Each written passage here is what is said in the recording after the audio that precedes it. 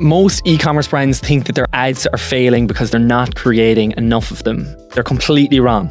The real reason ads aren't winning for most brands is that they're making ad creatives for a version of Meta that does not exist anymore. Let me explain what I mean. Oh, and by the way, our agency makes 500 plus ads per month for our clients, and we've spent over 15 million on paid ads over the last 5 years alone. Meta ads used to work in a really specific way. You'd pick an audience first, something like 35-year-old women interested in wellness, Pilates, and maybe they engaged with a couple of brands recently. You'd specify that audience yourself, build it in the ads manager, and drop a bunch of ad creatives into the ad set, targeting them, and just let it run. The audience was the core strategy, and the creatives were just essentially fuel for it. But that's not how it works anymore. Since Meta rolled out their Andromeda update, the platform essentially picks the audience itself. And it does this by basing it on the creative that you feed it.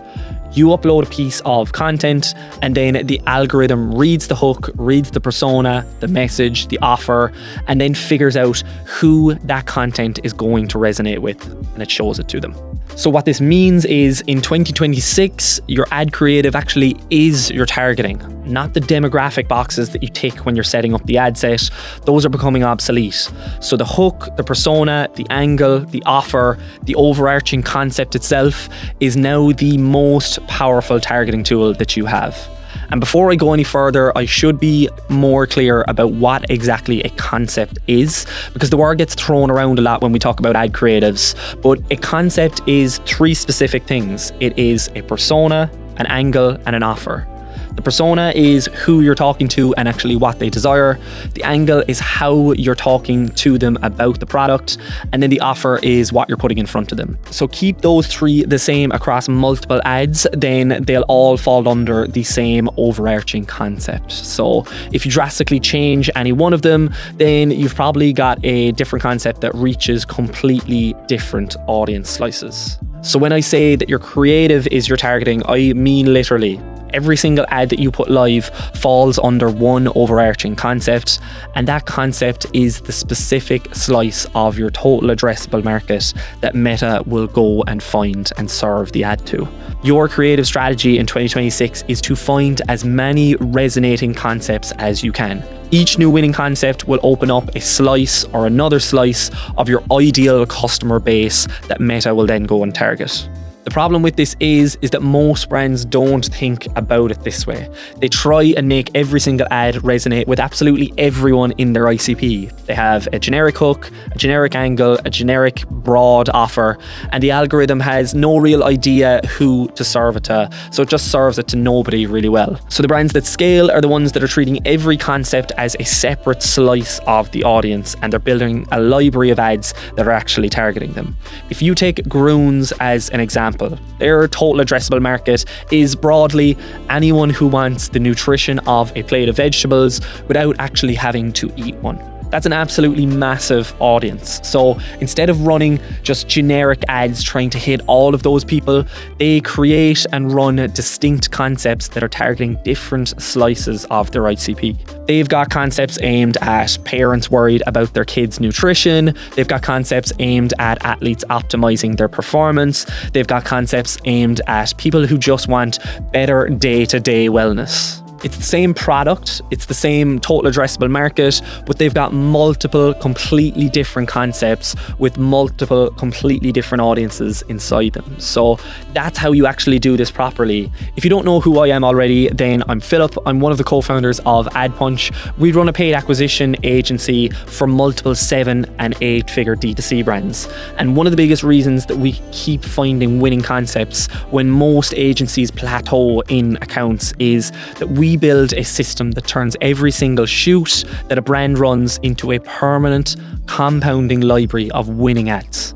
We call it the Modular creative engine, but before I show it to you on how it works, I need you to understand the maths behind creative strategy, because the maths is actually what makes having a creative system completely necessary. So if you want to hit a revenue goal for your paid acquisition, you really need a specific number of winning ads running in your ad account at any one time. The bigger the revenue goal, the more winners you need running at that time. And of course, winners fatigue, and almost all of them will eventually stop working, so they have to be constantly replaced with new winning ads. But if you think about it, only a small fraction of what you test ever becomes a winner. And for most brands, this is somewhere between 5 and 15%. But most brands don't think about it this way. They produce whatever number of ads that their budget or their team can actually manage to create, and then they hope that that's enough for them to hit their revenue goals. But that thinking is completely backwards. The number of creatives that you need is actually a function of your revenue goal, your hit rate, your fatigue rate. It's really a maths problem, not actually a budgeting decision. So you should treat it like that. When you run the maths for your own brand, the number of creatives that you actually need is almost always bigger than what you think. For example, a brand targeting 150k per month of net new customer revenue from their meta ads alone, with a typical hit rate and a typical fatigue rate, will need to be testing somewhere between 100 and 200 net new creatives every single month in order for them to achieve that goal and then to hold it. The more ambitious the target or the lower the hit rate, the higher the number of creatives needed climbs. Most brands are testing 30, maybe 40 ad creatives max, and which is why the first thing that any brand should do is calculate the number they actually need for their goals. So before you brief a single creator, before you write a single brief, you need to know the volume you're actually building ads for, because otherwise you're just guessing. So we built a free calculator that does this for any brand. The link's in the description below and you can access it. All you need to do is plug in your revenue goal, your average order value, your costs, and your current testing volume. And what it gives you is the exact number of net new creatives that you should be producing every single month to hit those goals. Most brands are completely shocked by the number, but at least then they are working towards a real target instead of just guessing at one and doing whatever they can. Now, the next problem is that almost no small brand team can strategize, brief, shoot, and edit 100 or 200 ad creatives that are unique every month. It's just not operationally possible, and it's not financially possible sometimes either. So when brands hear that number, they freeze. They assume that it's impossible and they go back to producing 30 or whatever their team can manage per month in terms of new ad creatives. But it isn't impossible. You just have to stop producing ad creative the old way and start producing ad creative the new way that top brands and agencies are leveraging. So what most brands do is they brief a creator, they get a piece of UGC back and they edit it into 2 or 3 ads and then they run them. If they don't perform, then within a couple of weeks, the content just gets thrown into a Google Drive folder, which is essentially a graveyard. It's dead. They have ran one single shoot and created 2, 3 ads and done nothing else. So if you follow this process, that makes 100, 200 ads per month absolutely impossible for brands, because it means that you would need to shoot 60, 70 times per month with different creators every single month. But our modular creative engine will completely flip that. Every single piece of raw footage that you shoot, whether it's UGC, founder content, employee content, studio B-roll, podcast clips, absolutely anything, it gets broken down into modules. So the hook, the problem outline, the features, advantages, benefits, the social proof, the call to action. Every single clip in your content library is tagged by us and by which of those modules it contains, and it's stored in one single place. It is never thrown away and not re-looked at over and over again. On its own, that's just a tag library, but that tag library becomes an engine when you pair it with winning static and video ad frameworks. So from that tagged library, our designers, our editors, and our strategists will remix the modules against tested ad frameworks. So we have 100+ proven winning video and static ad frameworks that our team will use and leverage to create more winners for our clients. Things like story-driven persuasion, problem solution, creator mashups, where multiple creators will speak, visual demos, before and afters, feature point outs, organic screenshot recreations, us versus them comparisons. Each framework is a different way of arranging modules or assets into a different concept that hits a different audience slice. So let me show you what this actually looks like in practice, because it sounds a little bit abstract when you hear it first. But let's say you source a single concept for a shoot, it's with one creator and it's for your supplement brand. You come back with around 10 minutes of raw UGC footage. The old way was you'd edit maybe 3 to 5 ads from that footage and you'd call it a day. Anything that didn't make the final cut gets buried in that awful Google Drive folder and it's forgotten about and never looked at again. But the modular creative way is every single raw clip gets tagged in a digital asset management system and you end up with 5 hooks, 5 different problem solution clips, 7 feature segments, 2 social proof moments, and just a stack of B-roll. So from that one shoot, your team can build 10, sometimes 20 different ads, each with a different hook, a different framework, a different concept structure across multiple overarching concepts. And that's the most important thing. One shoot, multiple concepts, multiple audiences. And the library doesn't actually disappear then after that batch. Next month's shoots get added into it, they get tagged, and the raw content library compounds. And on top of that, we deliberately layer format diversity. So the same concept gets delivered as UGC, statics, founder-led content, employee-generated content, street interviews, podcast-style ads. Each one reaches a different slice of the same audience on Meta, same persona, same angle, same offer, but in multiple different formats. More of that audience actually sees the message then. An issue that I see a lot of brands make is that they'll lean heavily on one format, usually UGC, and then they leave whole parts of their core audiences uncovered.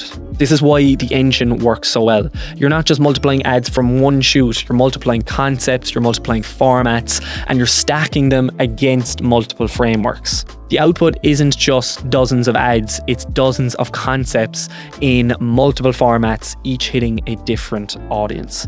That's how the maths actually works. That's how a big brand goes from producing 30 to 300 creatives per month without proportionally increasing the shoot budget that they need each month. Now, building the library, training a team to tag content properly, and knowing which frameworks to use for which kind of concept, briefing creators in a way that produces footage with modular value, and actually running a testing system in the account so that winners get scaled and losers get cut and we can iterate on creatives.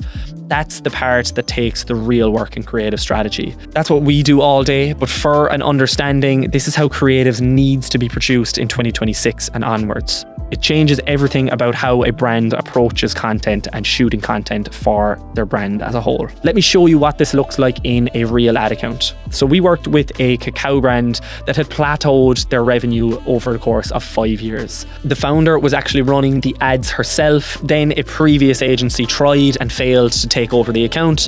We took over, and over 5 months, we produced more than 400 net new creatives for the ad account, almost all built from a core library of raw footage that we tagged from day one. Their monthly revenue doubled, their CPA dropped by 37%, and new customers jumped 5x. And this strategy holds at bigger numbers as well. So we worked with a supplement brand that was founded by a pharmacist. We took their plateaued spend and we 7x'd it, with profitability actually holding the entire way. We were able to do this because we understood how many net new creatives that brand needed to hit their goals, and we had a system in place to produce it and push towards that. A tea brand had been working with the same agency for over 2 years, and they were producing creative the old way, producing the absolute minimum, maybe 1, 2, 3 creatives at a time, testing them, and if they did work, great, they'd try and scale them. If they didn't, they'd throw them into a Google Drive and kill them, and they never actually iterated on any creative themselves. We restructured how they were producing creative. We ended up tagging a library that had all of their content so that we could create a massive amount of new ads for their account. We tripled their ad spend while keeping profitability through the entire period. CPA still dropped by over 30%, while their new customer ROAS increased by 78% from a 1.2x to a 2.19x ROAS. It was the exact same product and it was the exact same brand, but it's just the production and system for creating creatives for them, as well as the testing structure, completely changed. The brands that we work with range from 6 to 8 figures in ARR. The size doesn't matter. What matters is whether your creative system can keep up with how Meta actually targets in 2026, whether you're producing concepts at the volume the maths demands, and whether your shoot is actually compounding or going in a bin after it's completed and tested.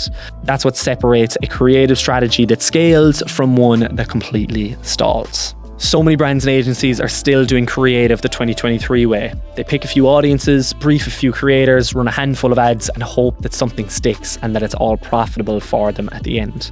That entire approach is completely dead. The algorithm doesn't reward so easily anymore, and the maths just doesn't allow for it anymore either.